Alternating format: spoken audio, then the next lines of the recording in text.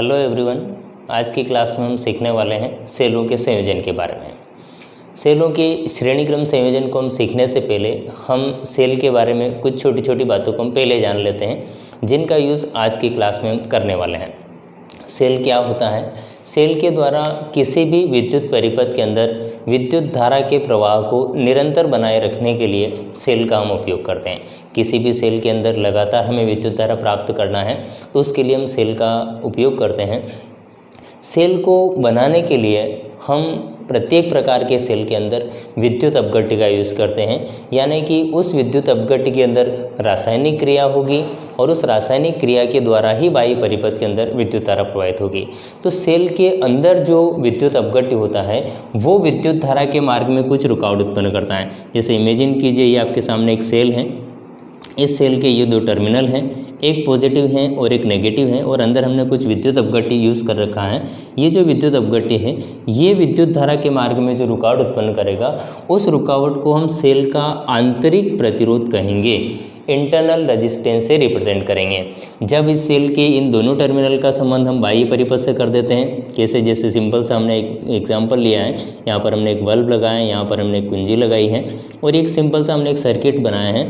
तो इस सर्किट के अंदर जो विद्युत धारा प्रवाहित होगी और बल्ब जब आपका जलेगा तो उस स्थिति में बाह्य परिपथ में विद्युत धारा के मार्ग में जो रुकावट उत्पन्न होगी उस रुकावट को हम कैपिटल आर से रिप्रेजेंट करेंगे, कैपिटल आर से प्रदर्शित करेंगे। तो आपके सामने दो प्रकार के प्रतिरोध हैं, एक सेल का आंतरिक प्रतिरोध है और एक बाह्य परिपथ का प्रतिरोध है। बाह्य परिपथ के प्रतिरोध को हम कैपिटल आर से प्रदर्शित कर रहे हैं। इन छोटी चीज़ों का यूज़ हम आज के वीडियो के अंदर करने वाले हैं। साथ ही साथ एकांक आवेश को यहाँ से, यानी कि पूरे बाह्य परिपथ में और साथ ही साथ सेल के अंदर भी चलाने में जो सेल के द्वारा ऊर्जा व्यय होती हैं उस ऊर्जा को सेल का विद्युत वाहक बल कहते हैं। उस ऊर्जा को सेल का विद्युत वाहक बल कहते हैं। एकांक आवेश को पूरे बाह्य परिपथ तथा सेल के अंदर भी चलाने में जो सेल के द्वारा ऊर्जा व्यय होती हैं वह ऊर्जा सेल का विद्युत वाहक बल कहलाती है। तो इन तीन छोटी छोटी चीज़ों का यूज़ हम आज की वीडियो के अंदर या आज की क्लास के अंदर हम करने वाले हैं। जब किसी एक सेल से बाह्य परिपथ में बहने वाली विद्युत धारा का मान हमारी आवश्यकता के अनुरूप नहीं होता है तो हम दो या दो से अधिक सेलों को आपस में जोड़ देते हैं। आपस में जोड़कर हमारी आवश्यकता के अनुरूप हम विद्युत धारा प्राप्त करते हैं। यह संयोजन मुख्य रूप से तीन प्रकार का होता है। आज की क्लास में हम एक संयोजन पढ़ेंगे, श्रेणी क्रम संयोजन। तो श्रेणी में किस प्रकार से सेलों को जोड़ा जाता है वो हम देखते हैं। आपके सामने ये एक सेल का संकेत प्रदर्शित है, ये प्लस और ये माइनस। हमेशा सेल को इस संकेत के द्वारा प्रदर्शित किया जाता है। तो जो पॉजिटिव टर्मिनल होता है उसको हम बड़ी लाइन के द्वारा प्रदर्शित करते हैं और नेगेटिव टर्मिनल को छोटी लाइन के द्वारा प्रदर्शित करते हैं। इस एक सेल के साथ हम एक और सेल को, फिर इसके साथ हम एक और सेल को, ऐसे हम कई सेल, जितनी हमारी आवश्यकता होती है उसके अनुरूप हम n सेलों को आपस में हम जोड़ करके इन सभी सेलों के साथ हम बाह्य परिपथ जोड़ देते हैं।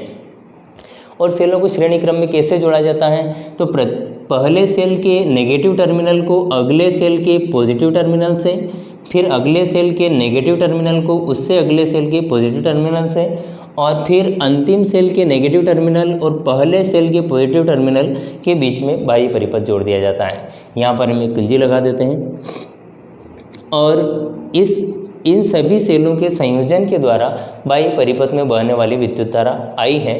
प्रत्येक सेल का आंतरिक प्रतिरोध स्मॉल आर है और विद्युत वाहक बल कैपिटल ई है। ऐसा हमने मान लिया है कि हमने जितने भी सेल यूज़ किए हैं उस हर सेल का आंतरिक प्रतिरोध स्मॉल आर है और प्रत्येक सेल का विद्युत वाहक बल कितना है? कैपिटल ई है। तो ये हम इसकी छोटी सी कहानी लिख लेंगे कि माना कि प्रत्येक सेल का आंतरिक प्रतिरोध स्मॉल आर है, प्रत्येक सेल का विद्युत वाहक बल कैपिटल ई है। ऐसे n सेल चित्र के अनुसार श्रेणी क्रम में जुड़े हुए हैं और इन सभी सेलों के द्वारा बाह्य परिपथ के अंदर बहने वाली विद्युत धारा कैपिटल आई है। तब क्या लिखेंगे कि माना कि प्रत्येक सेल, माना कि परिपथ में बहने वाली विद्युत धारा आई है।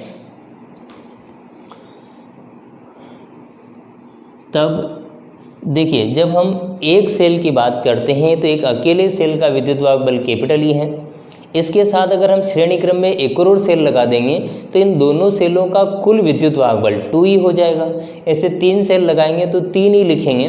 वैसे ही n सेल अगर श्रेणी क्रम में जुड़े हुए हैं तो सभी सेलों का कुल विद्युत वाहक बल NE हो जाएगा। तो हम लिखेंगे कि श्रेणी क्रम में जुड़े हुए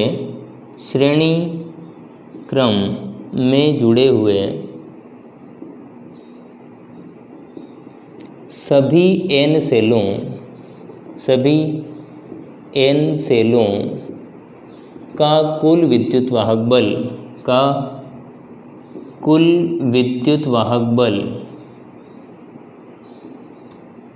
बराबर n × E। ठीक है, ये बात आपको सभी को समझ में आ गई होगी कि चूंकि एक सेल अकेला सेल होता है तो E लिखते हैं, 2 सेल जुड़े हुए होंगे तो 2E लिखेंगे, वैसे 3 सेल जुड़े हुए होंगे तो 3E लिखेंगे। लेकिन हमने क्या माना है कि n सेल जुड़े हुए हैं, श्रेणी क्रम के अंदर n सेल जुड़े हुए हैं तो सभी n सेलों का कुल विद्युत वाहक बल NE। वैसे ही आप जानते हैं कि एक रेजिस्टेंस के साथ दूसरा रेजिस्टेंस, दूसरे के साथ तीसरा रेजिस्टेंस, ऐसे n प्रतिरोध अगर श्रेणी क्रम में जुड़े जाएं, हमें ऐसा मानना है कि हर सेल का आंतरिक प्रतिरोध स्मॉल r है, यहाँ पर भी स्मॉल r है, यहाँ पर भी स्मॉल r है।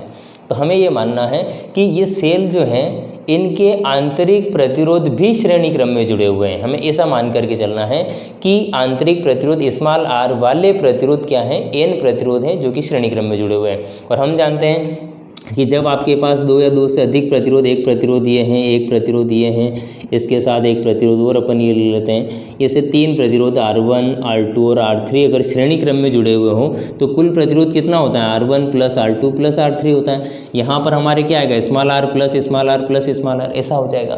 तो यही कॉन्सेप्ट हम आज के इस टोटल आंतरिक प्रतिरोध ज्ञात करने में भी यूज़ करेंगे। तो सभी n सेलों का कुल आंतरिक प्रतिरोध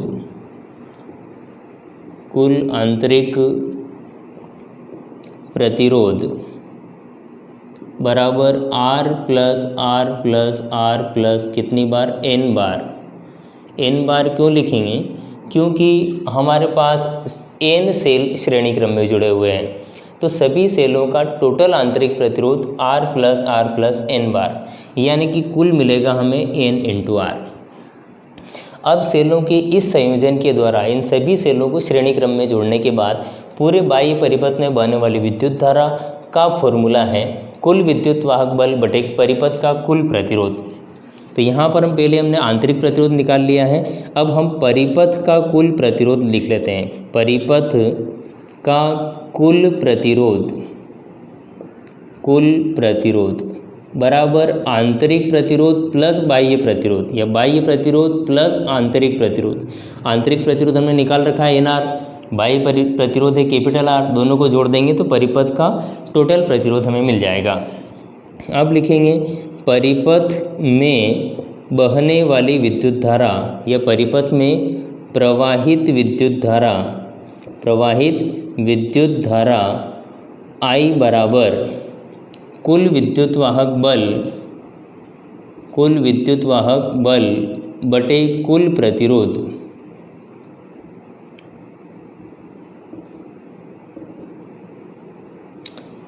कुल विद्युत वाहक बल बटे कुल प्रतिरोध। तो I बराबर हम लिखेंगे, कुल विद्युत वाहक बल है आपके पास NE, कुल विद्युत वाहक बल हमने निकाल रखा है NE, और कुल प्रतिरोध है R + NR, R + n × R। ये हमारे n सेलों के श्रेणी क्रम संयोजन से बाह्य परिपथ में बहने वाली विद्युत धारा का फाइनल फॉर्मूला है। अब 2 कंडीशन बनेगी कि हमें सेलों को श्रेणी क्रम में कब जोड़ना चाहिए और सेलों को श्रेणी क्रम में कब नहीं जोड़ना चाहिए। तो केस फर्स्ट, सेलों को श्रेणी क्रम में कब जोड़ना चाहिए और कब नहीं जोड़ना चाहिए, इसके बारे में अब हम डिस्कस करते हैं। तो यहाँ पर कैपिटल R क्या है, परिपथ का बाह्य प्रतिरोध है, और स्मॉल r क्या है, आंतरिक प्रतिरोध है। तो यहाँ पर हम कंपेयर कर रहे हैं कि यदि कंडीशन ऐसी हो कि small r is less then capital R, यानी कि इन सभी सेलों को आपने इस तरीके से यूज़ कर रखा है कि प्रत्येक सेल का आंतरिक प्रतिरोध बाह्य प्रतिरोध की तुलना में बहुत कम है, आंतरिक प्रतिरोध का मान बाह्य प्रतिरोध की तुलना में बहुत कम है, तो हम स्मॉल r को नगण्य मान लेंगे। इस स्मॉल r वाली जो टर्म है यहाँ पर, ये इक्वेशन 1 है, इसके अंदर स्मॉल आर वाली जो टर्म है, इस टर्म को हम छोड़ देंगे, तो आपके पास केवल परिपथ में कैपिटल आर बचेगा। तो आई बराबर आपको मिलेगा एन ई अपान कैपिटल आर, एन ई अपान कैपिटल आर, क्योंकि स्मॉल आर का मान बहुत कम है तो इस टर्म को हमने छोड़ दिया है। यहाँ से आपको मिलेगा आई बराबर n into E upon R, इसे हम इसे लिख सकते हैं ई अपान आर। ई क्या है? एक सेल का विद्युत वाहक बल, और ई अपान आर का मतलब हुआ है कि एक सेल से बहने वाली विद्युत धारा। तो हम इसको ऐसा लिखेंगे, आई बराबर एन इंटू एक सेल से प्राप्त धारा, एक सेल से प्राप्त विद्युत धारा। तो हमने इस सिचुएशन में जब आंतरिक प्रतिरोध का मान बहुत कम हो और बाह्य प्रतिरोध का मान ज़्यादा हो, ऐसे एन सेलों को अगर हम श्रेणी क्रम में जोड़ेंगे तो हमें जो विद्युत धारा मिलेगी वो एक सेल से प्राप्त होने वाली विद्युत धारा की n गुना विद्युत धारा मिलेगी। यानी कि अगर हम 10 सेल जोड़ेंगे तो 10 गुना विद्युत धारा मिलेगी। ये फाइनल रिजल्ट है, हमें याद रखना है, ठीक है। उसके बाद अगला पार्ट आ रहा है केस सेकंड। केस सेकंड में हम ये लिखेंगे कि if capital R is less than small R, यानी कि बाह्य प्रतिरोध का मान आंतरिक प्रतिरोध की तुलना में बहुत कम हो। ठीक, capital R is less than small R, इसका मतलब है बाह्य प्रतिरोध का मान आंतरिक प्रतिरोध की तुलना में बहुत कम हो। तो ऐसी स्थिति में इस इक्वेशन 1 के अंदर हम कैपिटल आर को रिमूव करेंगे और केवल एन आर को रखेंगे। तो आई बराबर आपको मिलेगा एन ई अपान एन आर। ठीक है, कैपिटल आर को हमने छोड़ दिया है क्योंकि कैपिटल आर के मान को हमने ऐसा इमेजिन किया है कि कैपिटल आर बहुत छोटा है, क्योंकि हमने क्या कहा, capital R is less than small R, बाह्य प्रतिरोध का मान बहुत कम है। तो इस कैपिटल आर को छोड़ देंगे तो एन ई अपान एन आर, तो एन से एन यहाँ से हट जाएगा, तो आई बराबर आपको मिलेगा ई अपान आर, यानी कि ई यानी कि एक सेल का विद्युत वाहक बल बटे प्रतिरोध, यानी कि एक सेल से प्राप्त धारा, एक सेल से प्राप्त धारा। तो इस स्थिति में हमें सेलों को श्रेणी क्रम में नहीं जोड़ना चाहिए, क्योंकि हमने n सेल लगाए हैं फिर भी हमें जो विद्युत धारा मिल रही है वो तो एक सेल की से प्राप्त होने वाली विद्युत धारा के बराबर ही है। हमने 10 सेल लगाए, 20 सेल लगाए, लेकिन फिर भी हमें विद्युत धारा एक सेल के बराबर ही प्राप्त होती है। तो ऐसी स्थिति में सेलों को श्रेणी क्रम में नहीं जोड़ना चाहिए। मेरे ख्याल से सभी को आपको बिल्कुल क्लियर समझ में आ गया होगा कि सेलों को श्रेणी क्रम में कब जोड़ते हैं और सेलों को श्रेणी क्रम में कब नहीं जोड़ना चाहिए। तो श्रेणी क्रम में कब जोड़ेंगे, जब स्मॉल आर यानी कि सेलों का आंतरिक प्रतिरोध बाह्य प्रतिरोध की तुलना में बहुत कम हो। तो वैसी स्थिति में हमें सेलों को श्रेणी क्रम में जोड़ना चाहिए, क्योंकि हमें n गुना विद्युत धारा मिलेगी।